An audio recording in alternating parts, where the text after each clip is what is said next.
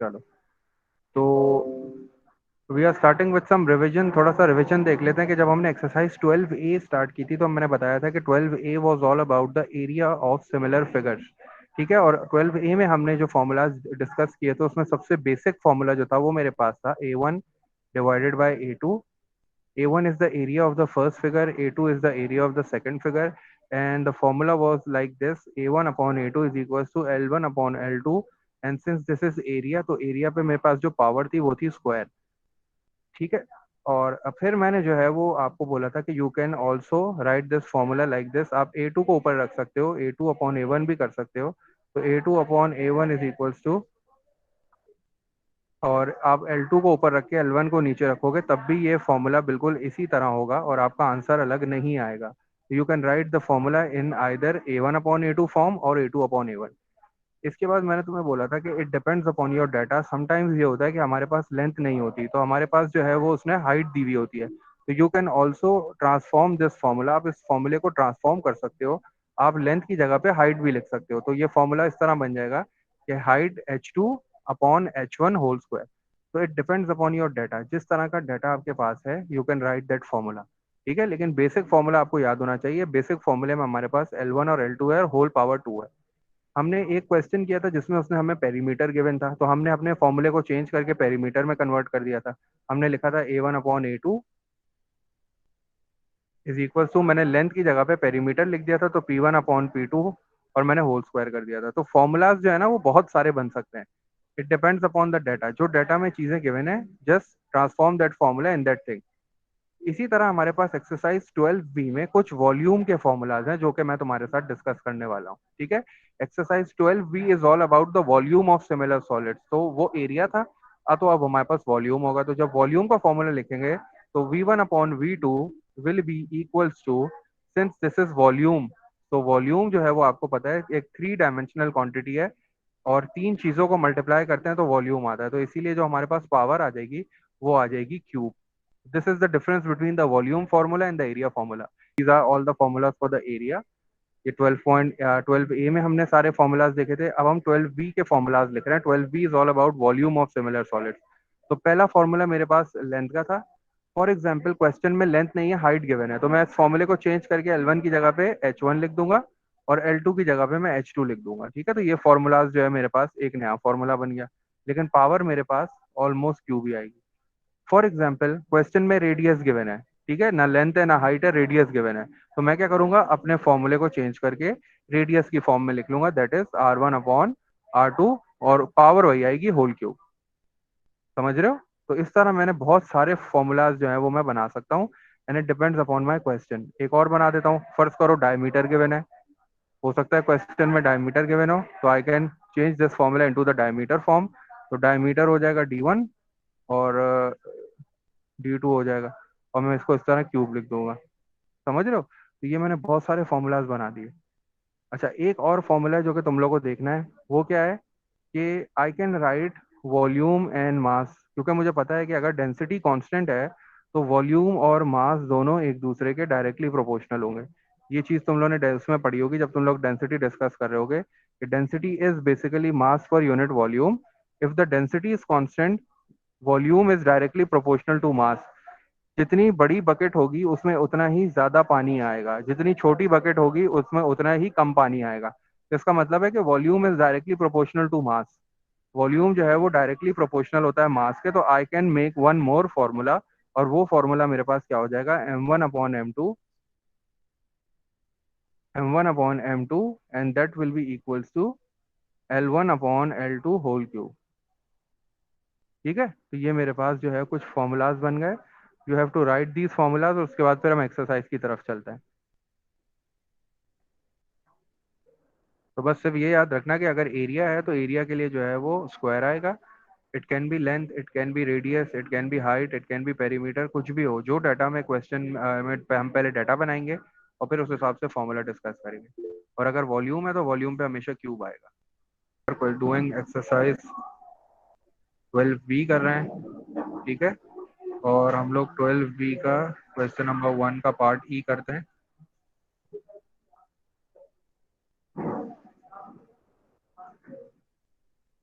चलो 12B जो है that is on page number 403। ठीक है, पेज नंबर 403 पे ही है। चलो पहले डाटा लिखते हैं। ठीक है, हमारे पास क्वेश्चन है जिसमें वी हैव टू फाइंड, हमारे पास V1 गिवन है, तो we have been provided with V1, तो V1 की वैल्यू कितनी गिवन है 3.2। तुम लोग भी इस तरह डाटा बनाओ। V1 is given as 3.2 centimetre cube, तो V1 3.2 सेंटीमीटर क्यूब गिवन है। ठीक है, और हमारे पास V2 क्या है, we have to find out V2, तो V2 is equal to question mark and L1 height दे दी है, हाइट लेंथ छोड़ दो, हाइट ले लो क्योंकि हाइट दी हुई है। तो H1 इज गिवन है 64 सेंटीमीटर, H1 64 सेंटीमीटर गिवन है। और H2 मेरे पास कितनी गिवन है 32 सेंटीमीटर। ठीक है, तो ये दिस वाज द डाटा। इसको देख के मुझे आइडेंटिफाई करना है कि कौन सा फॉर्मूला मैं यूज करने वाला हूँ। तो मेरे पास हाइट का जो फॉर्मूला था वो मैं यूज कर रहा हूँ। I am just writing the formula. Formula लिख लेते हैं जल्दी से। अच्छा, हमारे सर पास ये formula V1 upon V2 equals to H2 upon H1 ऐसे ही होगा ना जी, ऐसे ही बिल्कुल होगा। V1, हाँ बिल्कुल V1 ऊपर लिया तो H1 लेंगे ऊपर। ठीक है, तो V1 sir upon V2। V2 को भी रख सकते हैं ना वैसे ऊपर? बिल्कुल बिल्कुल, अगर आप V2 को रखोगे तो H2 को फिर ऊपर रखना।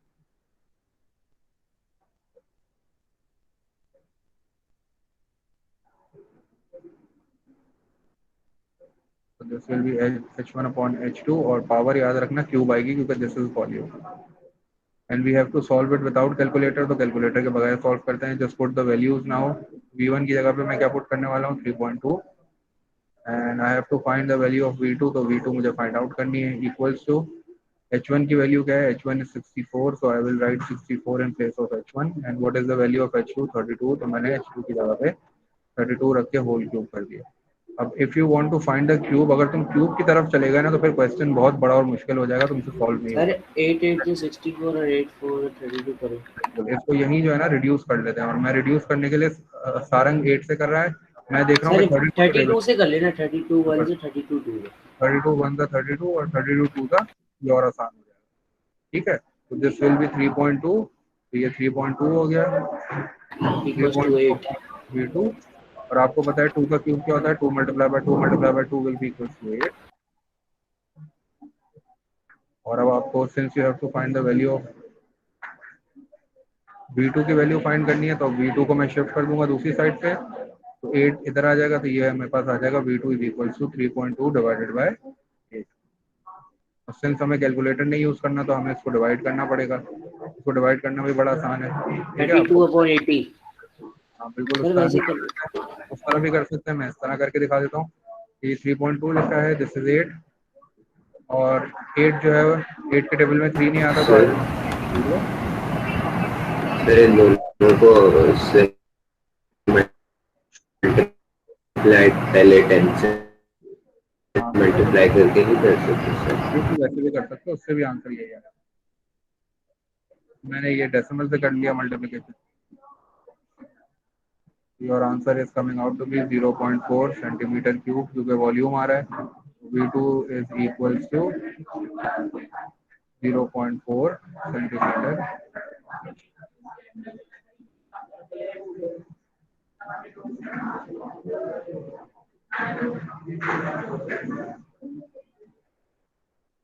सर ये कॉपी कर चलो ले। जल्दी से एक और क्वेश्चन करते हैं, फिर क्लास फिनिश करते हैं। पढ़ के जल्दी से मुझे डाटा बनाओ। हम लोग डाटा बनाते हैं क्वेश्चन 3 का जल्दी से। क्वेश्चन नंबर 3 में हमसे कह रहा है कि पहली लाइन पढ़ता हूँ मैं जल्दी से, तुम लोग मुझे बताना है डाटा क्या है। In a restaurant a junior glass has a height of 6 centimetre. क्या दिया हुआ है मुझे? राइट दी हुई है। हाइट दी हुई है, तो मैं क्या करता हूँ हाइट को H1 ले लेता हूँ, क्योंकि ये जूनियर क्लास है तो इसकी हाइट ले लेता हूँ। H1 is equal to 6 centimetre. अच्छा, फिर आगे क्या दिया हुआ है? आगे दिया हुआ है मुझे and a senior glass as a height of 9 centimetre. तो सीनियर ग्लास की हाइट भी दी हुई है, तो मैं सीनियर ग्लास को H2। ले लेता हूँ। H2 is equal to 9 centimetre. अच्छा, अब आगे बढ़ो, आगे क्या कह रहा है? आगे मुझसे क्या कह रहा है?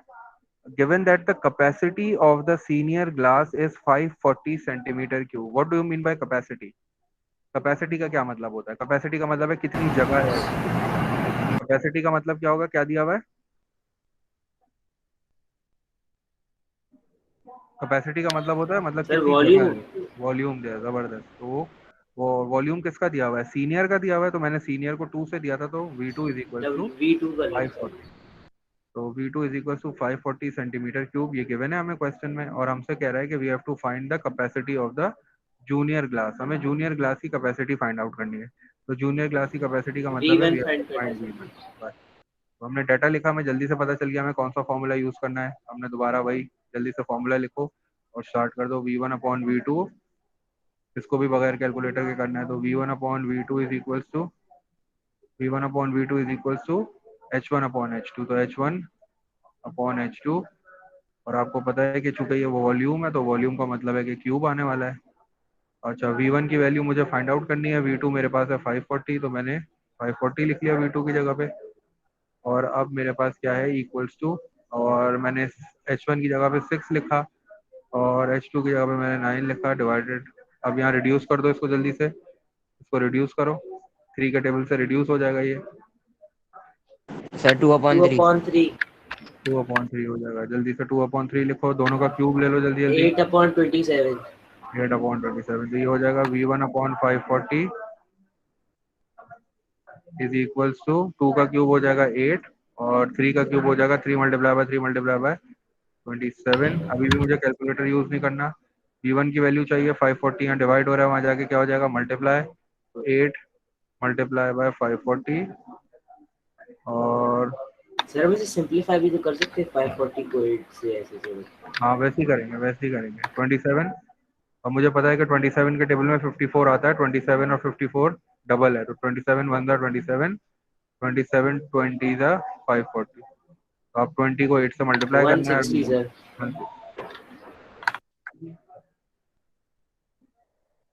160 सेंटीमीटर क्यूब इज द। ये बड़े आसान से क्वेश्चन है, बस फॉर्मूला आइडेंटिफाई करो, वैल्यूज पुट करो और सॉल्व करो, विदाउट कैलकुलेटर करने की प्रैक्टिस करना, ताकि तुम यस लोग को फिर बाद में पैनिक ना करो।